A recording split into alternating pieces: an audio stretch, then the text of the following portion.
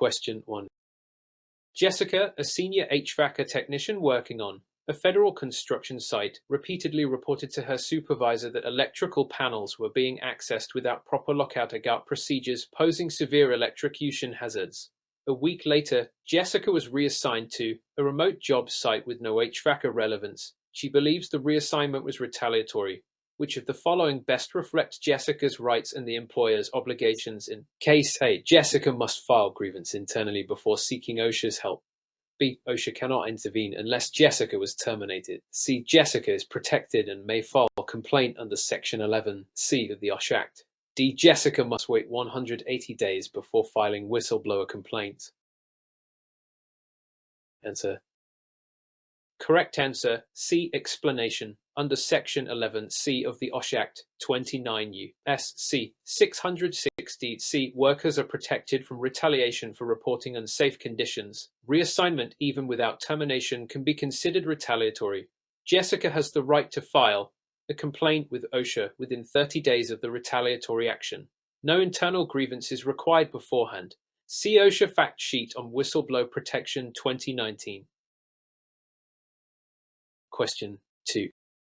Derek, a new HVACR apprentice, is assigned to inspect ductwork in a building's crawl space. The area is tight, poorly ventilated, and has only one access point. The supervisor insists Derek enter with only flashlight and handheld co-monitor, stating that no entry permit is needed since it's routine maintenance. What is the most appropriate safety protocol in this situation? A. Derek should proceed if the co-levels are normal. B. An entry permit is required only if the area is deeper than 4 feet. C. Confined space assessment and permit system must be used before entry. D. Only buddy system is required. No permit is necessary. Answer. Correct answer, C. Explanation. OSHA's permit required confined space standard 29 CFR 1926.1203 applies when there are serious hazards, limited entry-exit, poor ventilation, potential for atmospheric hazards. Crawl spaces with restricted movement and questionable air quality require confined space evaluation. Maintenance does not exempt employers from permitting if hazards exist. Question 3. You are preparing to deliver a 10-hour OSHA construction outreach session to a group of experienced HVAC technicians. They've requested focus on electrical safety in confined space entry. However, the agenda also includes fall protection and PPE. You have only one day to complete the training. Which of the following planning approaches best aligns with OSHA's training guidelines for an authorized trainer? A. Tailor the content entirely to the trainee's requests. B. Prioritize OSHA's Focus 4 of hazards and allocate at least 4 hours to them. C. Skip fall protection if technicians say they already understand it. D. Spend equal time on every hazard regardless of relevance.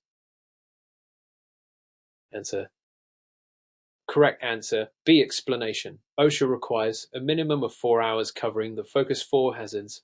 Falls caught in between struck by in electrocutions per OSHA Outreach Training Program Construction Industry Procedures 2024. Trainers can customize content within constraints, but skipping these is not permitted. Relevance and hazard frequency guide time allocation. Question 4. Victor is servicing a rooftop HVAC unit during summer. After attaching his gauges, he notices a slow hiss from the high side service valve. While tightening, he inhales the small amount of escaping refrigerant and feels dizzy. His site foreman tells him to walk it off and return to work. What should Victor or his employer do next to comply with OSHA and EPA regulations? A. File an EPA refrigerant release report immediately. B. Have Victor evaluated medically and report the exposure. C. Seal the leak and document it only if symptoms worsen. D. Continue work if symptoms subside within 15 minutes. Answer. Correct answer, B. Explanation. Refrigerants can cause asphyxiation or cardiac arrhythmia. OSHA's General Duty Calls, Section 5A, 1 and Hazard Communication Standard 29 CFR 1910.1200 require immediate evaluation of chemical exposures. Employers must not ignore exposure symptoms. EPA rules address environmental release, not immediate worker health. Question 5. Which of the following best describes the employer's responsibility under OSHA regulations when HVACR technicians work with rotary hammer drills and are exposed to airborne particulates from concrete? A. Provide PPE only if workers request it. B. Supply and enforce use of PPE including respirators, gloves, and goggles. C. Post safety sign, but leave PPE use to the worker's discretion. D. Recommend dust masks and rely on worker judgment. Answer. Correct answer. B. Explanation. Employers are obligated under 29 CFR 1926.28a and 1926.100 to 103 to provide and enforce PPE use when exposure to hazards such as silica dust exists. 1926.1153 Respirable crystalline silica mandates respiratory protection and engineering controls when cutting or drilling concrete. Worker choice does not override regulation. Question 6. Monique is troubleshooting a rooftop unit with a 460 three-phase power supply. She locks out the disconnect but does not verify the voltage drop before beginning. Moments later, she is shocked when contacting the terminal. What procedural step was missing that directly violated OSHA's lockout-out requirements? A. She failed to wear arc flash-rated gloves. B. She neglected to apply a personal padlock. C. She did not verify energy isolation after lockout. D. She used single-pole test instead of multimeter. Answer. Correct answer. C. Explanation. According to OSHA's 1910.147c6, verification of denegization after applying lockout-out is required before performing work. Merely applying the lock is insufficient. Failing to test results in high risk of electric shock. PPE and test device choice are secondary to verifying isolation. Question 7. During a refrigerant leak emergency at an HVACR job site, a technician activates the alarm. Several coworkers hesitate, unsure of the evacuation routes. No one has practiced drills recently. What key element is missing from the site's emergency action plan (EAP) under OSHA regulations? A. Posting of chemical inventory near exits. B. Designated medical responder list. C. Employee training and evacuation drills. D. Written instructions on smoke detector testing. Answer. Correct answer. C. Explanation. Per 29 CFR 1926.35e, employers must review emergency action plans with each employee and conduct training. Drills, although not required by law, are highly recommended by OSHA to reinforce EAP knowledge. Confusion during evacuation reflects poor EAP training compliance. Question 8. Hector is tasked with removing an HVAC air handler from a mechanical room. A coworker places a dolly underneath while Hector holds the unit steady. Without warning, the dolly slips, pinning Hector's hand between the unit and the wall. Which prevention strategy would best reduce this type of caught-in-between hazard? A. Using spotter to observe the move. B. Installing warning labels on heavy units. C. Employing proper lifting and securing techniques with mechanical aid. D. Wearing steel-toed boots and gloves. Answer. Correct answer. C. Explanation. Caught-in-between injuries are part of OSHA's Focus 4 29 CFR 1926 subparts C and N. Safe material handling procedures, proper stabilization, and mechanical lifting tools are essential. PPE helps mitigate injury, but doesn't eliminate the hazard. Spotters help but don't prevent dolly failure. Question 9. As an OSHA-authorized HVACR trainer, Tyler conducted a 10-hour construction class. He later realizes he failed to submit the required documentation within 30 days. What consequence might Tyler face under OSHA's training documentation policy? A. Nothing. The submission is optional. B. The training cards issued become invalid. C. OSHA may revoke his trainer authorization. D. Only fine is issued for the delay. Answer. Correct answer. C. Explanation.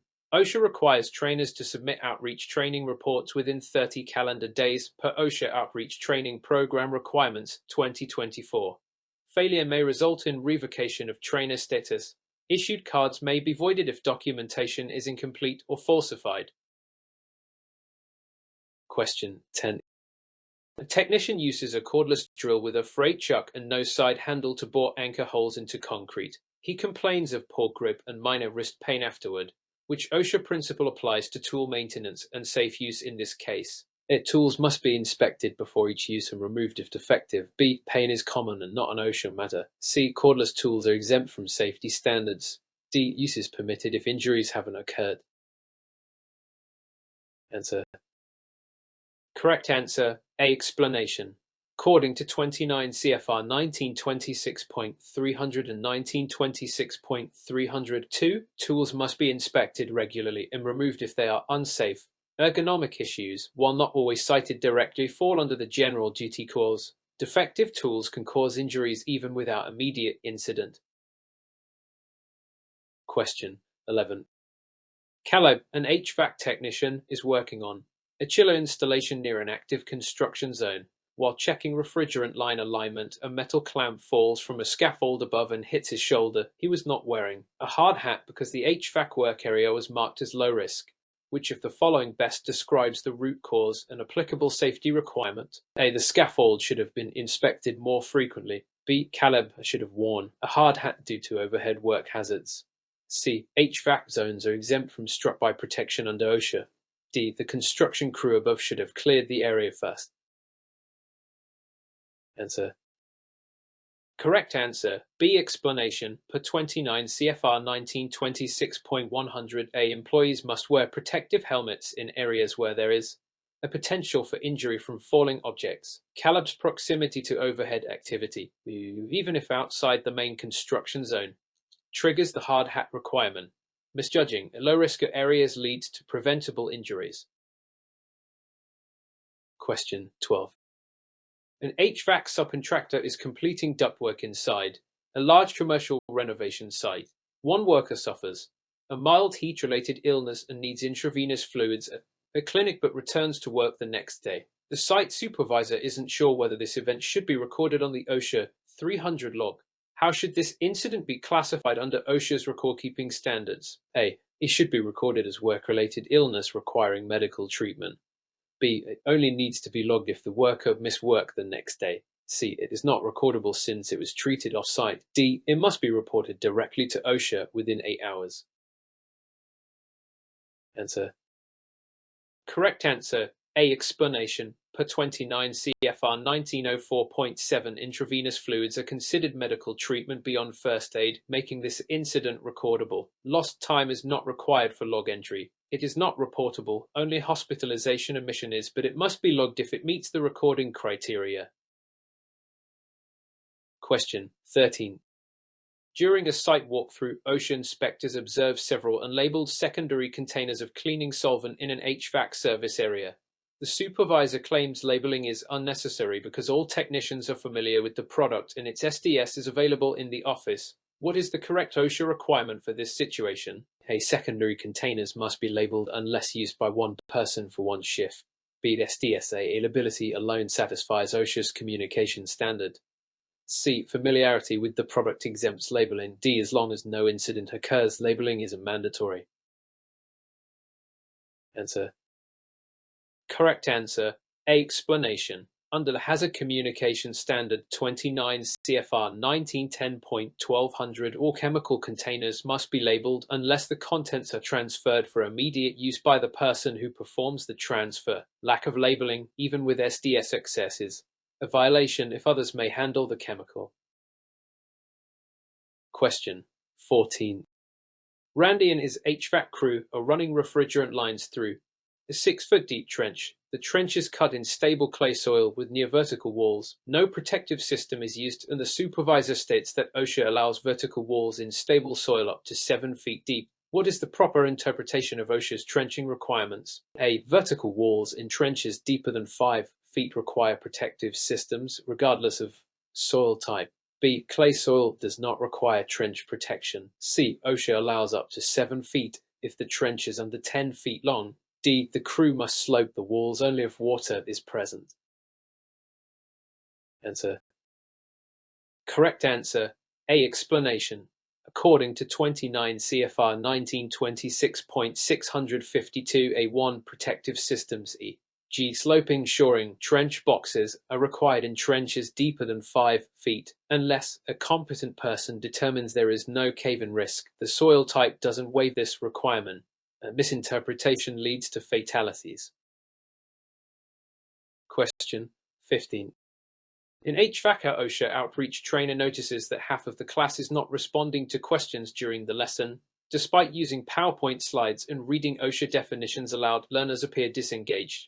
Which instructional adjustment best aligns with adult learning principles and OSHA trainer guidelines? A. Add interactive elements like case studies and group discussions. B. Repeat OSHA definitions more slowly and clearly. C. Provide a printed list of all standards covered. D. Increase the number of slides to cover more content. Answer. Correct answer. A. Explanation. OSHA recommends integrating adult learning principles such as experiential learning, discussion, and relevance to work experience. See OSHA outreach training guidelines. Passive lecturing leads to low retention. Interaction boosts comprehension and aligns with OSHA's goal of practical, engaging instruction. Question 16.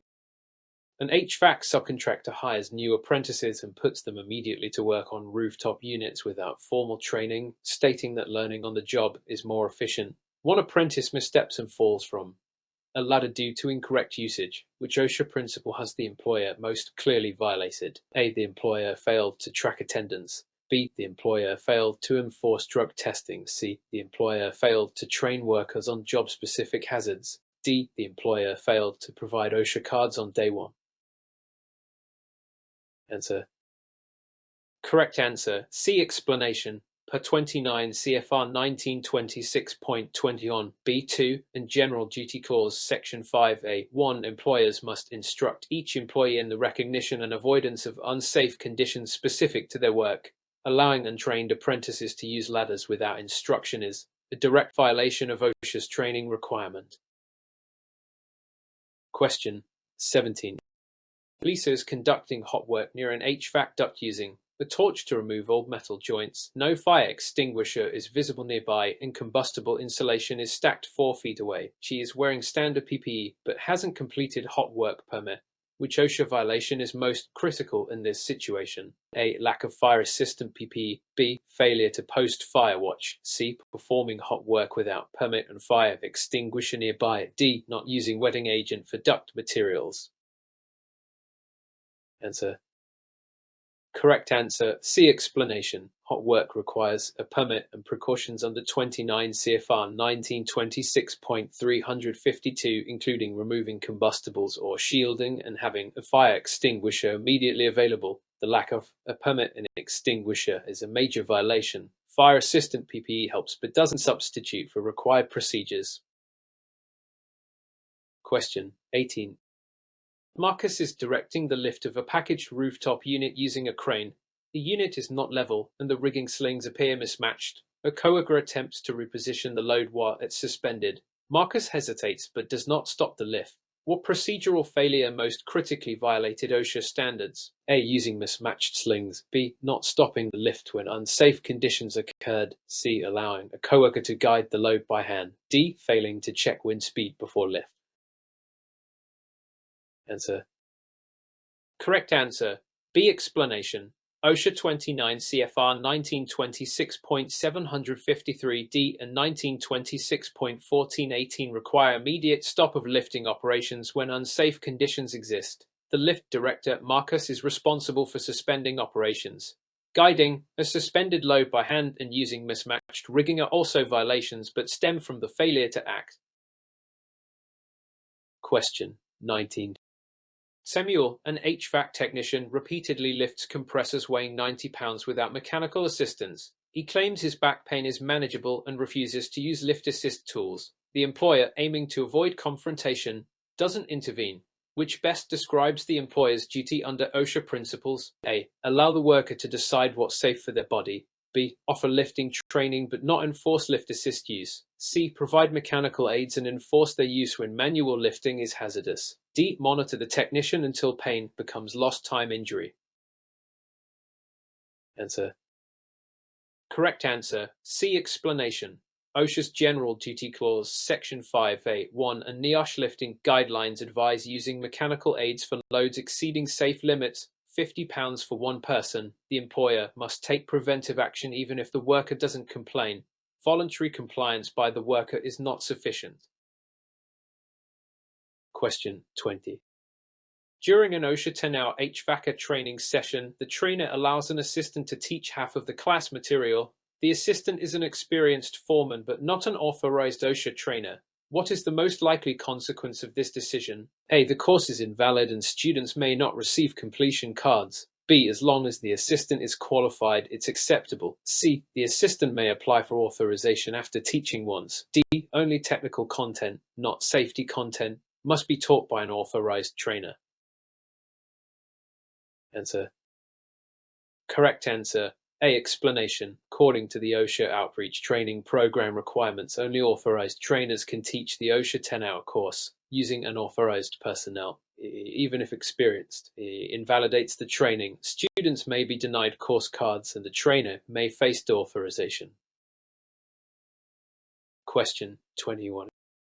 Maria manages safety for an HVACR contractor and is developing a new site-specific safety program. She is uncertain about how to integrate hazard identification, employee participation, and continuous improvement elements effectively. She wants to ensure compliance with OSHA requirements and foster a strong safety culture, which approach best aligns with OSHA's guidelines for an effective safety and health program. A. Focus primarily on written policies and distribute them to workers. B. Establish ongoing employee involvement in hazard identification and corrective actions. C. Limit safety meetings to annual sessions to avoid work disruption. D. Assign safety responsibilities exclusively to management and supervisors. Answer. Correct answer. B. Explanation. OSHA's recommended safety and health programs emphasize employee participation, hazard identification, and continuous program evaluation. OSHA's Safety and Health Program Management Guidelines, 29 CFR 1960. Written policies alone are insufficient. Engaging workers leads to proactive hazard control and improved compliance. Question 22. Carlos is performing maintenance on a rooftop HVAC system energized at 400 ATIV. He follows lockout-to-gout LOTO procedures but forgets to verify that the equipment is de-energized before starting work. Her coworker calls out a warning just before Carlos contacts a live terminal. Which OSHA requirement did Carlos most critically violate? A. Failure to apply a lockout device before starting work. B. Inadequate use of personal protective equipment, PPE. C. Not verifying equipment de-energization after applying LOTO. D. Performing work without an electrical permit. Answer. Correct answer. C. Explanation. OSHA's Control of Hazardous Energy Standard 29 CFR 1910.147 requires verification of zero energy after lockout-to-gout devices are applied and before work begins. This step is crucial to prevent accidental energization and electrical shock injuries. Question 23. During HVAC duct installation, Sean notices dust levels rising significantly due to cutting and grinding sheet metal. The supervisor insists respirators are optional if workers feel comfortable. Sean is unsure whether to wear respiratory protection consistently. What is OSHA's stance on employer responsibilities and worker PPE in this scenario? A. Respirators are optional if dust levels are below OSHA limits. B. Employers must provide and enforce the use of PPE when hazards exist. C. Workers can decide whether to use PPE based on personal comfort. E. PPE is only required if hazard is visibly dangerous. Answer. Correct answer. B. Explanation. Under OSHA's PPE standard 29 CFR 1926.28 and 29 CFR 1926.103, employers must assess workplace hazards and provide, maintain, and enforce PPE use when hazards like airborne particulates exceed permissible exposure limits. Worker choice does not override employer responsibility. Question 24. During an OSHA inspection of an HVACR job site, the compliance officer identifies a lack of fall protection on an elevated platform. The employer argues the platform was only used briefly and doesn't qualify for fall protection rules. What is OSHA's position regarding temporary elevated work platforms and fall protection? A. Fall protection is only required on permanent structures. B. Temporary elevated platforms over 6 feet require fall protection. C. If the platform is used less than 2 hours per day, fall protection is waived. D. Fall protection is optional for platforms less than 10 feet high. Answer. Correct answer. B. Explanation. OSHA's Fall Protection Standard 29 CFR 1926.501 mandates fall protection on any elevated work surface 6 feet or higher, regardless of permanence or duration. Temporary platforms are subject to the same safety requirements as permanent ones. Question 25. An HVACR technician finds a new refrigerant container without a safety data sheet, SDS, or site. The supplier delivered it without the accompanying SDS, and the employer has not provided training on this refrigerant's hazards yet. What must the employer do to comply with OSHA's hazard communication standard? A. Provide the SDS and train employees on the new refrigerant before use. B. Allow the technician to start work and obtain the SDS later. C. Use existing refrigerant SDS since hazards are similar. D. Only post the refrigerant label without providing SDS. Answer. Correct answer, A. Explanation. Under OSHA's Hazard Communication Standard 29 CFR 1910.1200, employers must ensure hazard information and SDS are available before employees are exposed. Training is also mandatory when new chemicals or hazards are introduced. Question 26. Kevin is required to enter an HVAC crawl space with limited ventilation and multiple pipes restricting movement. The space is suspected to have refrigerant leaks and potential oxygen deficiency. The site lacks a formal confined space entry permit system. What is the best course of action based on OSHA confined space standards? A. Enter immediately but monitor air quality continuously. B. Establish a permit-required confined space program before entry. C. No permit is needed if entry lasts less than 10 minutes. D. Rely on natural ventilation and personal judgment. Answer. Correct answer, B. Explanation. According to OSHA's permit-required confined space standard 29 CFR 1910.146, employers must evaluate, classify, and establish entry permits for spaces with atmospheric hazards or physical hazards, such as restricted access and potential toxic exposures. Unpermitted entry violates OSHA requirements. Question 27. Tina is using a portable reciprocating saw to cut ductwork but notices the blade guard is missing. The tool is still functional, and her supervisor tells her to continue work to avoid delays. What OSHA regulation applies to this situation? A. Tools missing safety guards can be used if handled carefully. B. Use of tools without required guards is prohibited under OSHA. C. The guard is optional for experienced workers. D. A verbal warning to workers suffices if a guard is missing. Answer. Correct answer, B. Explanation.